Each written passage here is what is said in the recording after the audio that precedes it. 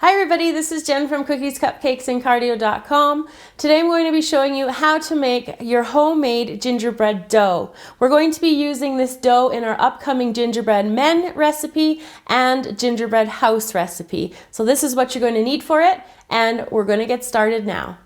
To make the gingerbread dough, we're going to be using half a cup of brown sugar, half a cup of softened butter, 2 3/4 of a cup of all-purpose flour, 1 egg, half a teaspoon of baking soda, 3/4 of a teaspoon of salt, and for our spices, we're going to be using half a tablespoon of ground ginger, half a tablespoon of ground cinnamon, 3/4 of a teaspoon of cloves, and half a teaspoon of ground nutmeg, and we're going to be using 3/4 of a cup of molasses. What we're going to do first is combine our flour with our baking soda, salt, and our spices. So I'm just putting my flour into a larger bowl, just like that.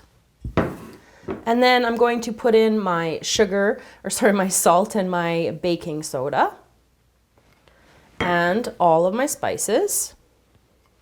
And then using a whisk, I'm just going to whisk them together. So you're going to set this aside when it's all incorporated together, and we'll be using it to finish off the dough, and we're going to switch to our stand mixer now.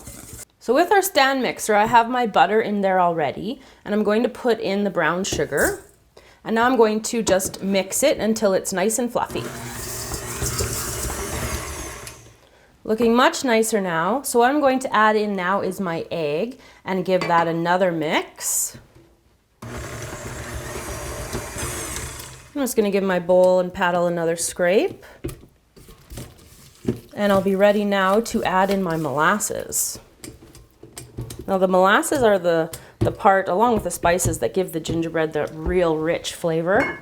And I just have this really cool little tool here, and you just press it up and it all comes out. I've talked about it before in a couple videos, and it's a Pampered Chef one. If you can find one, I highly recommend it for things like the molasses and peanut butter. It really makes getting that sticky stuff out easily. So now I'm going to mix this up, let it incorporate, and then I'll be back to add in my flour. So our wet ingredients are all combined and looking nice and creamy. So I'm going to take all my flour mixture, and I'm just going to put it into the bowl. And I'm going to put my mixer onto low, and I'm just going to let it mix until it's all incorporated. So once it's at this stage, it's all mixed together, you want to get some plastic wrap, and I'll show you how to wrap it up for the fridge. So I have 2 sheets of plastic wrap here, and I'm going to divide my dough roughly in half. So you probably just want to get your hands dirty at this point.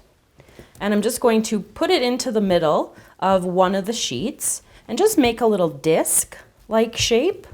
And then you're going to put, once you've wrapped it up, you're going to put the dough into the fridge, wrapped up in this plastic wrap, for about an hour. You can go longer, like you can even leave it overnight. You can even freeze this dough. It's awesome for that sort of thing. And then you're gonna, why you want to put it into the fridge is because it's going to roll out nicer than it would right now, because it'd be kind of sticky right now.